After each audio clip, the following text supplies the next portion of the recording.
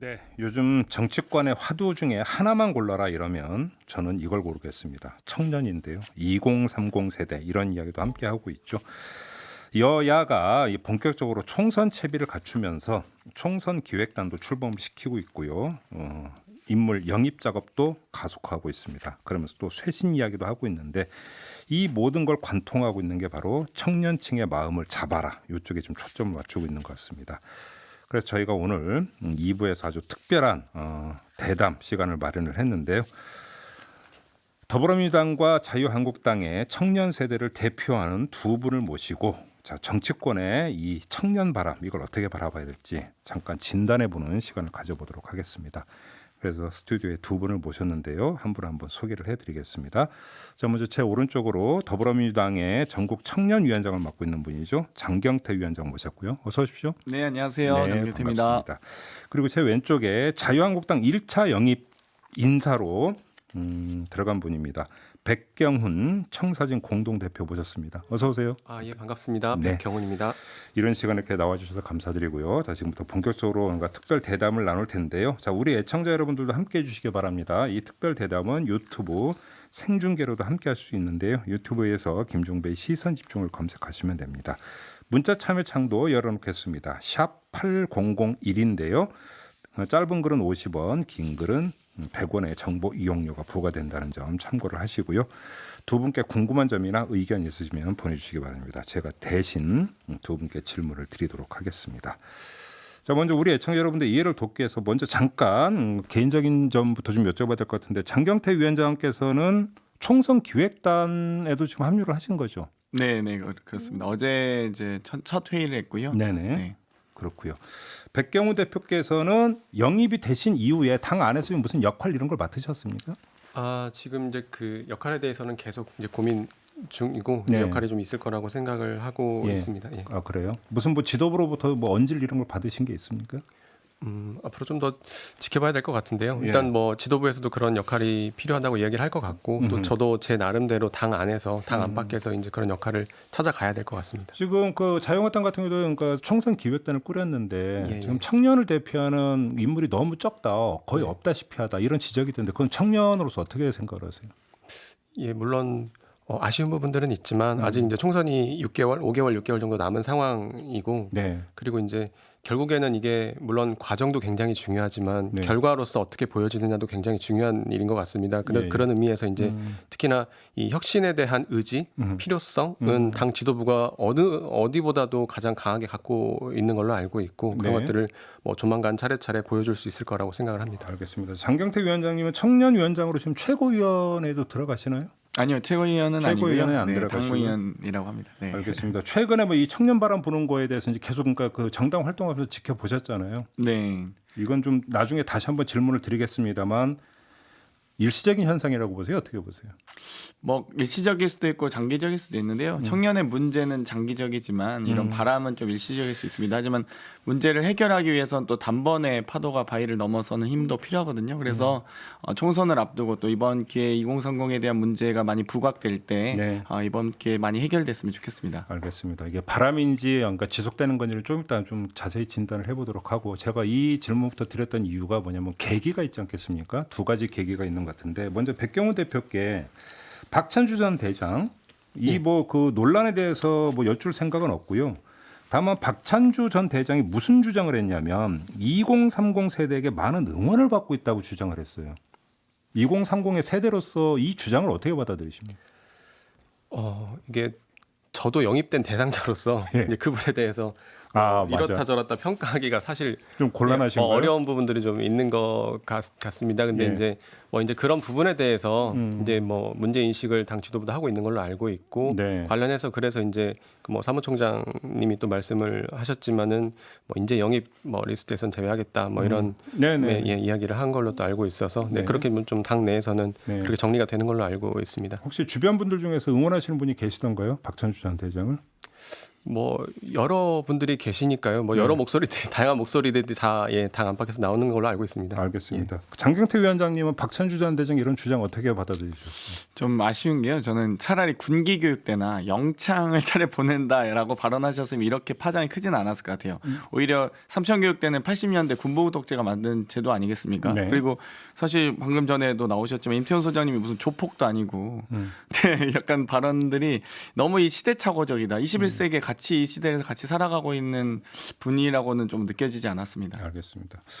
얘기 나온 김에 이제 또 하나의 계기가 있었습니다. 이른바 이제 조국 국면에서 청년층에서 뭐 여러 가지 목소리가 나왔는데 이건 뭐 장경태 위원장께 좀 먼저 여쭤봐야 될 것 같은데요. 이 그 조국 전 장관 사태가 청년층에 끼친 영향이 뭐라고 보세요? 아무래도 이제 공정에 대한 기회 그리고 그 동안에 많이 나왔던 뭐 금수저, 흑수저, 수저계급론에 대한 이야기가 많았는데요. 네. 좀 저는 이번 사건을 좀 보면서 개인에 대한 분노도 좋지만 제도에 대한 분노 그리고 청년들이 느끼는 사회적 부조리와 거기에 대한 저항 의식을 갖는 건 대단히 좋은데 네. 좀 더 그 저항과 투쟁 의지를 좀 제도를 바꾸는데 혹은 사회 부조리와 모순을 바꾸는데 좀 더 썼으면 좋겠다 이런 또 아쉬움도 함께 들었습니다. 알겠습니다. 백경훈 대표께서는 이제 관련해서 발언을 하셨던 것도 이제 제가 기억을 하고 있는데 예. 그 조국 전 장관 사태가 청년층에 끼친 영향이 어떻다고 생각하세요? 이게 그동안 잘 보이지 않던 우리가 참 보이지 않던 것들이 나타났다고 생각을 하는데 우리가 참 불공정한 시대에 살고 있구나, 불평등한 시대에 살고 있구나, 우리가 그런 또 세대구나 그런 것들을 감내해야 하는 그런 것들을 알게 된 계기였던 것 같고 제가 이번에 그 밀레니얼 386 시대를 전복하라라는 책을 썼습니다. 오늘 이제 그 책이 나오는데 네. 이제 그 책에 이제 제가 하면서 이제 설문조사를 진행을 했었습니다. 이제 서울 지역 대학생 500명을 대상으로 설문조사를 하면서 예. 이제 뭐 이 조국 전 장관의 사태에 대해서 어떻게 생각하냐라고 했을 때 이제 키워드로 꼽은 것이 이제 청년들이 분노, 안타까움, 기회 박탈이었습니다. 이제 그런 부분들이 이제 어쨌건 우리가 정말 공정한 시대를 살아가고 있는가라고 하는 그런 의문을 가지게 됐다는 거죠, 청년들이. 알겠습니다. 자, 그러면 이제 뭐 최근에 어떤 특별한 계기 두 개에 대해서 일단 좀 질문을 드렸는데요. 좀 일반적인 이야기로 좀 넘어가도록 하겠습니다. 자, 백경훈 대표께 먼저 질문 드리겠는데요. 이 정치권에서 뭐 청년 이야기 많이 합니다. 자, 그러면 정치권에서 귀 기울여야 하는 청년 문제가 뭔지 하나로 그러니까 그 집약을 해서 말씀해 주신다면. 저는 그 일자리 문제에 많은 우리 과제들이 응축되어 있다라고 생각을 합니다. 근데 네. 이게 단순히 청년들만의 문제라고 보기도 어렵고 일자리 문제, 뭐 미래 산업에 대한 문제이기도 한 것 같은데요. 네. 근데 이제 이 청년들 주변을 둘러싸고 있는 이 문제들을 지금 사실 하나하나 이렇게 풀어가기에도 참 하나하나 풀어가야 되는데 이제 현 정부 들어서 이제 그런 것들이 정반대 방향으로 가고 있는 것 같아서 참 안타까운 마음입니다. 일자리 문제가 핵심 문제다. 네. 이렇게 보시는 거 장경태 위원장님. 저는 뭐 세대 평등이라고 좀 생각하는데요. 뭐 네. 일자리, 주거, 보육, 부채, 창업 등 청년 관련된 뭐 저희가 3포, 5포, 9포라고 표현을 하는데 여러 가지 지역적인 문제들이 너무 많습니다. 하지만 네. 그 지역적인 문제들을 해결하는 과정은 결국 20대, 30대, 40대, 50대 등의 세대가 평등하게 공존하지 못하고 있는 것도 문제라고 보거든요. 네. 그러니까 그러니까 청년에 대한 지원보다도 미래에 대한 투자로 인식하고 청년은 현재 일부분이지만 미래의 전부이기도 합니다. 이 부분에 대해서 각 세대가 좀 어리고 아직 잘 모르고 너희는 좀 더 고생해봐야 돼. 마치 아프니까 청춘이 이런 말 많이 하지 않았어요. 사실 아프면 환자인데 병원에 보내야죠. 네. 그런데 사회적 치료가 좀 더 있었으면 좋겠다 생각을 합니다. 아, 그래요. 네. 자, 일자리 문제를 지금 제기를 하셨는데 일자리 문제라고 하는 것이 단순한 청년 대책인과 동시에 어쩌면 그 산업 정책, 경제 정책 모든 것들이 아울러질 때 이제 나오는 결과 아니겠습니까? 이 정치권에서 과연 그렇다면 일자리 문제에 대해서 해답을 내놓을 수 있을까요? 어떻게 보세요? 예, 저는 정치의 영역에서 해결해야 하는 그런 또 그런 부분이 있다라고 보여지고 대표적으로 이제 이 노동 시장에 대한 문제라고 보여집니다. 이제 현재 정부에서는 뭐 급격한 최저임금 인상이라든지 비정규직의 정규 주가라든지 이런 식으로 이제 노동 시장 안에 있는 사람들을 위해 만든다는 이런 정책들이 오히려 노동 시장 밖에 있는 청년들이나 뭐 취준생들, 뭐 경력 단절된 사람들 취약계층을 오히려 더 사지로 내모는 그런 이제 결과를 보고 있다라고 보고 예. 내고 있다라고 보고 예. 어쩌면 이 정부에서 이 공공의 영역에서 해야 되는 역할이 그러니까 일자리 문제를 해결하는 데 있어서 저는 1번 대상자가 이 취약계층 그리고 청년들 아직 노동시장에 진입하지 못한 사람들 이런 사람들을 향해야 된다라고 보는데 이제 오히려 좀 지금 정반대의 결과로 가고 있는 것 아닌가 싶습니다. 노동시장 계약 같은 경우는 입법을 통해서 얼마든지 좀 새롭게 모색할 수 예, 있으니까 맞습니다. 이거부터 우선순위를 좀 두고 예. 해야 되는 것 아니냐 이런 예. 주장이신 것 같고요. 장경태 위원장님은 좀 반박을 하고 넘어야 될 것 같은데 최저임금하고 뭐 정규직화 문제 제기하셨는데 결국 노동 문제는 우리의 삶을 어떻게 높일 것인가의 문제입니다. 그러니까 정말 싼 값싼 노동력에 혹은 뭐 최저임금 뭐 소위 삶의 질을 기본적 생존권도 보장하지 못하는 임금 체계를 갖추는 게 우리 사회 혹은 미래 대한민국에서 좋을 것인가에 대해서 우리는 고민하지 않을 수 없고요.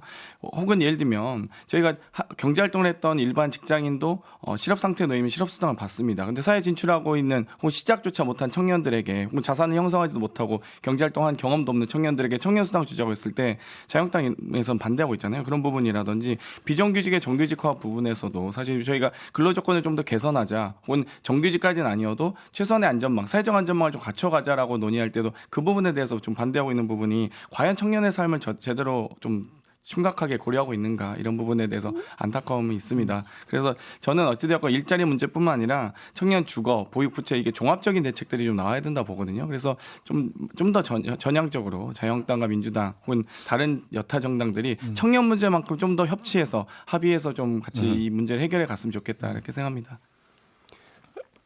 방금 말씀하신 부분을 보면 저는 그러니까 청년들의 입장에서 보면 그렇지만 이 청년 문제를 저는 풀려면 이 청년에 대한 문제, 일자리에 대한 문제, 노동시장에 대한 문제, 산업에 대한 문제를 이걸 종합적으로 봐야 한다고 봅니다. 그런 것들을 조율하고 그런 것들 안에서 이 해결책을 찾아 나가는 것이 정치권의 역할이라고 보고 그런 데 있어서 어쩌면 이제 국정을 리드하는 사람들은 좀 불편하지만 필요한 이야기들을 해야 된다라고 봅니다. 이게 말씀하신 것처럼 청년들에 대한 지원도 필요하고 뭐 일자리의 질을 높이기 위해서 이런저런 정책들을 펴내는 것. 물론 그 취지에는 공감하지만 그러면 그 선의가 그러면 그 의도한 결과를 만들어내냐? 제가 보기엔 절대 그러지 못하고 있다라고 보고 있고 그렇게 좀 어쩌면 그렇게 좀 한가한 이야기를 할 수 있는 우리나라 경제 상황이 아니라고 저는 생각합니다. 알겠습니다. 뭐 장경태 위원장님 반론 있으면 이 반론까지만 듣고 다음 주제로 넘어가겠습니다.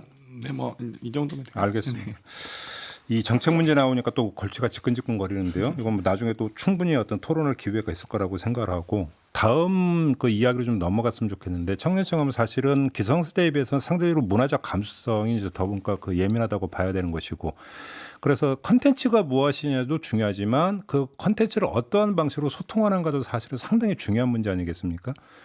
백경훈 대표께 이제 그 전에는 이제 정당 밖에 계셨으니까. 그러니까 어떤 그 정당 밖에서 이 정당이 청년층하고 소통하는 방식 어떻게 느끼셨어요? 많이 아쉬웠죠. 어떤 점이 그렇게 아쉬우셨어요? 일단 그 정당에서 저는 이제 그래도 이제 안팎에서 소통을 많이 했으니까 네. 정당에서 이렇게 뭔가 하는 이런 일련의 메시지와 정책, 일련의 활동 이런 결과물들이 사실 이 20대, 30대 청년들에게 잘 전달이 안 되는 것 같습니다. 일단 20대, 왜 그러냐 보면 20대, 30대가 어디에 있냐를 봐야 되는데 일단 뭐 지상파 뉴스는 잘 보지 않고 그렇다고 뭐 정치와 관련된 유튜브를 뭐 그렇게 또 챙겨보는 것도 아니고 그렇다고 요즘에 또 종이 신문을 보는 것도 아니지 않습니까? 그런 측면에서 봤을 때 이게 참 접점이 너무나도 없구나. 이게 기존의 정치권이 실제 이 기성세대에게 다가가는 방법에 대해서는 굉장히 좀 잘 하고 있고 나름의 그런 알고리즘을 가지고 있다고 생각하는데 그럼 지금 현재의 20대, 30대 새로운 세대와 얼마나 그러면 그렇게 긴밀하게 소통할 수 있는 그런 나름의 컨텐츠 알고리즘을 가지고 있냐라고 봤을 때에는 여전히 그런 부분들이 좀 많이 아쉬운 것이 사실인 것 같습니다. 헛돌고 있다고 보세요? 예, 뭐 그런 부분들이 많이 있다고 봅니다. 그러니까 속칭 그럼 청년들이 볼 때 그러니까 속칭 꼰대 뭐 이런 어떤 생각에 뭔가 저절로 들 정도로까지 뭔가가 지금 헛돌고 있고 핀트를 전혀 못 맞추고 있다 이렇게 보시는 겁니까? 근데 그거는 뭐 이제 다 지금 여의도에 있는 민주당이나 한국당이나 다 마찬가지라고 보는데요. 근데 그런 부분들이 있죠. 어쩌면 청년들이 가장 싫어하는 키워드 이걸 하나 꼽으라면 저는 꼰대라고 생각을 합니다. 이제 근데 그게 여야 공이 다 나타나고 있다. 예, 여야 공이 이제 그런 것들 나타나고 있고 지금 제가 봤을 때는 특히 이제 20대 또 더 젊은 세대의 그런 뭐 이렇게 지각 변동이 일어나고 있는 게 사실인 것 같은데 그러면 그들의 마음을 어떻게 잡을 것인가 이게 굉장히 좀 앞으로 중요한 과제인 것 같습니다. 네, 장경태 위원장께서는 이제 정당 활동을 계속 해 오셨으니까 어찌 보면 중간 지점이 있으실 것 같은데 이 소통 문제를 어떻게 느끼셨어요? 아무래도 이제 세대가 세대만 달라야 되는데 다른 세상에 사시는 분들 같다 이런 생각을 많이 할 때도 있어요. 다른 세상? 예, 그러니까 소위 이제 정치와 정당 문화 자체가 국회의원 중심 아니겠습니까? 그런데 네. 소위 이제 2030 세대의 국회의원 수는 1%에 불과합니다. 전체 인구의 30%에 육박하는 2030 세대를 대변하기에는 네. 또 그런 다양한 의견들을 담아내기에는 우리나라 국회가 조금 좀 많이 올드해졌다 이런 생각이 들고요. 그렇다면 정치가 결국 국민과 괴리되거나 혹은 청년과 괴리됐을 때 네. 과연 청년인지적 사고, 성인지적 사고, 또 그 사회적 다양성을 담아낼 수 있는 사고들이 좀 더 많이 반영돼야 되는데요. 예. 그런 어떤 국민의 대표성과 비례성 혹은 어떤 다양한 의견을 대변해야 되는 의회의 기능에서는 좀 제 역할을 못 하고 있다라고 생각을 합니다. 일단 그 문제는 좀 이따 여쭤볼 텐데 그거를 떠나서 정당 지도부나 어떤 그 국회의원들이 청년들을 얼마나 그러니까 자주 접촉을 접촉 빈도라든지 접촉 방식이라든지 대화의 방식이라든지 이런 거는 어떻게 생각을 하세요? 일단 기본적으로 좀 경청이라는 말을 많이 쓰거든요. 요즘 이제 네. 특히 정당에서 사실 경청은 약간 들어주겠다라는 느낌이거든요. 결국에는 결국 또다시 청년을 어떤 참여의 대상 혹은 뭐 어떤 들어줘야 될 대상이라고 보는데 사실 청년들도 정치 주체거든요. 그래서 함께 대화 나눠야 될 사람 혹은 소통의 파트너 혹은 오히려 저는 경청보다는 파트너의 대화 이런 것들이 더 나은 것 같습니다. 함께 하자라고 해야 되는데 경청하겠습니다 이렇게 말하고 있다. 그렇죠. 그러니까 네. 대상화시켜버리고 있다 청년들을 네. 이렇게 보시는 겁니까? 그렇죠. 백경훈 대표 이런 어떤 진단에 동의하세요? 예, 적극적으로 공감하고요. 예. 근데 이제 저는 그 아까 말씀하신 경청조차도 지금 안 되고 있는 게 더 문제인 것 같습니다. 그래요? 파트너는 둘째치고. 알겠습니다. 자, 조금 전에 장경태 위원장께서 제기한 문제가 있는데요. 제가 오늘 대담을 시작하면서 이게 일시적인 현상입니까라고 여쭤봤던 이유도 있는데 사실은 청년 바람이 지금 처음 부는 게 아니에요. 제 기억이 맞다면 19대 총선 때 사실은 청년 바람이 분 적이 있었습니다. 그래서 그때 여야 모두 청년 비례대표 남녀 여성과 2명씩 거의 의무적으로 청년 비례대표 공천했던 기억까지 있고요. 근데 20대 국회 또 총선 때는 또 사실은 그게 한풀 꺾였거든요. 그러다가 지금 다시 나타나고 있습니다. 이게 무슨 이야기냐면 그때 어떤 시대적 현상이나 그 이슈에 따라서 결국은 어떤 그 반창고 비슷하게 청년 문제를 대하고 있는 것이 아닌가라고는 지적도 여기서 나올 것 같은데 이 점은 어떻게 보세요? 이게 물론 전에도 이런 바람이 있었긴 했지만 네. 이게 좀 지금은 저는 분명히 남다른 점이 있다라고 보여지는 게 예. 이게 좀 다른 얘기일 수 있겠지만은 지금 이 4차 산업이라고 이야기하는 이 미래 산업이 어디에 기준과 좌표를 두고 있냐? 저는 미래 세대에게 두고 있다라고 보여집니다. 모든 대부분의 산업이 스마트폰에서 이루어지고 있고 네. 이 그 세계 10대 기업이라고 하는 그런 기업들 보면 다 이 스마트폰을 기준으로 그 스마트폰에 그렇죠. 미래 세대를 기준으로 이렇게 많은 그런 산업을 또 펼쳐내고 있는데 저는 정치도 사실 다를 수 없다라고 생각을 합니다. 이제 정치도 이제 그러면 이런 새로운 세대, 새로운 이 미래를 담기 위한 노력을 해야 되는데 네. 사실 지금까지는 그런 이 미래를 그러니까 미래를 담기가 참 어려웠던 것 같고, 근데 그런 의미에서 이제 그런 세대의 시선과 눈빛과 그런 컨텐츠와 그런 흐름과 이런 것들을 트렌드와 이런 것들을 담지 못하고 있다 보니까 네. 더욱 더 강하게 이런 목소리들이 나오는 것 같고, 특히나 또 지금 20대 국회는 이제 그런 이제 연령별 비율을 봐도 그렇고 굉장히 좀 그 편중되어 있는 것이 사실이고 이제 20대 30대가 숨쉴 공간이 없기 때문에 네. 이제 그런 의미에서 이제 자꾸 이제 그런 청년들의 새로운 그런 젊은피 수혈이 필요하다 이런 이야기들이 계속 나오는 것 같습니다. 장경태 위원장님 어떻게 보세요? 아무래도 저는 이제 산업 구조의 변화를 노동 구조가 따라가지 못하면서 청년들의 안전망들이 많이 무너졌다 이렇게 보는데요. 우리가 중학교 때 배웠듯이 1, 2, 3차 산업을 얘기할 때 80년대만 해도 1차 산업 종사자가 가장 높기도 하고 또 정규직으로 잘 짜여진 또 그 산업 구조였습니다. 네. 그런데 지금은 이제 3차 구조, 서비스업들이 가장 종사자가 많거든요. 그러다 보니까 서비스업 같은 경우는 아르바이트나 특히 1차 산업으로 청년들이 종사하거나 산업 비중도 낮아졌고요. 정규직이 될 가능성이 더욱더 낮아졌습니다.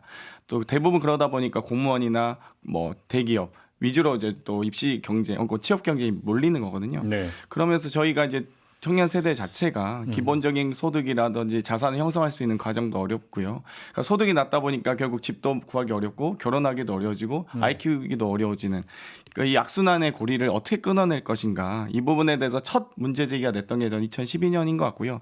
2016년에 그렇다고 해서 그 문제가 없어졌느냐 그런 건 아니었습니다. 각각의 정당의 이해관계에 의해서 청년 문제를 해결할 수 있는 각자의 이제 어떤 예를 들면 각자의 어떤 정책들을 내놓았었죠. 하지만 결국엔 또다시 청년 세대는 그때는 2016년 총선을 보면서 속았다라고 생각을 한 것 같고요.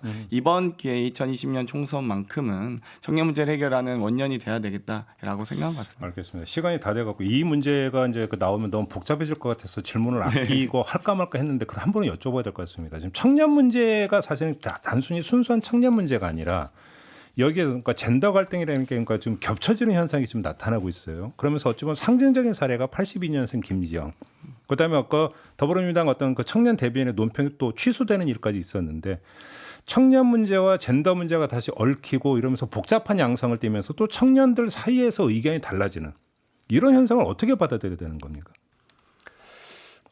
저는 이 청년들의 삶의 형태가 굉장히 다양하다고 생각을 합니다. 기존에 이제 문법으로는 다 담을 수 없는 그런 다양한 삶들을 가지고 있고, 그런데 이제 이런 어찌 보면 또 그들은 그 삶의 기준과 좌표를 개인에게 두는 그런 경향이 있는 것 같습니다. 개인의 삶에 대해서 굉장히 귀하게 생각을 하고 그러다 보니까 이제 사실 이 일상에서 겪는 뭐 불편함이나 차별 뭐 이런 거에 대해서 굉장히 좀 민감하게 반응하는 측면들이 좀 있는 것 같고, 그런 것들이 어찌 보면 이제 뭐 그런 성별의 그런 뭐 갈등이라면 갈등으로 그런 것들이 또 비춰지는 것 같고, 또 근데 전 한편으로 이런 것들을 있는 그대로 존중해줘야 된다라고 봅니다. 뭐 예를 들어 82년생 김지영 영화에 대해서도 뭐 더 공감한 사람이 있고 덜 공감한 사람이 있을 수 있다고 봅니다. 그건 이제 있는 그대로 그냥 봐주면 되는 건데, 근데 이제 이거를 자꾸 악용하는 아니면 또 자꾸 이제 이런 것들을 자꾸 이렇게 갈등 양상으로 몰아가는 뭐 언론이든 뭐 그런 일부의 그런 사람들이 있는데, 이제 그런 것들을 좀 우리가 지양해야 될 필요가 있지 않을까 청년 싶습니다. 내부에서 다양성이 어떤 하나의 표출일 수도 있고, 그래서 청년 내부에 또 대화를 통해서 이제 스스로 풀어갈 수 있는 여지도 충분히 있다, 이런 말씀으로 이해를 하면 되는 겁니까?